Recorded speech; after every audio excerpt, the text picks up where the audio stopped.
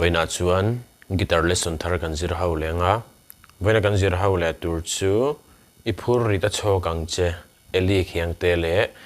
lal du sekiten an sakha guitar Perhdan kan zir ho wango helai G in kan la dona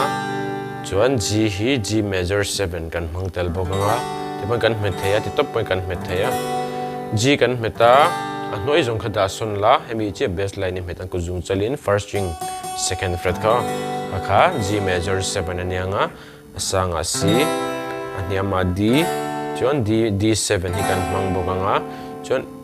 A minor 7 A minor kan hmeta ko zung u da son ka ni meya chuan G sus4 hi voi khat karon hmang tel zewa G kan hmeta ti hian G hmetaila ko zung chalin second string first fret ka va hmet telango ti khana rianga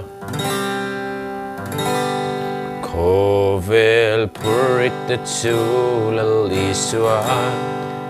na na na na na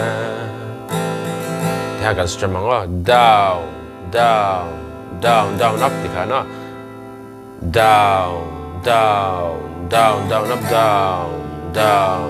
down down up Tahan chord kan thak aki first enge atlar dot le kan lu do na kha Thana kal ze bang down down down up ti khana kham instrument pe chana kan hmang ze bang down down down down up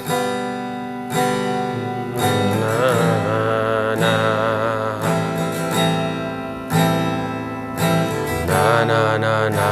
na na na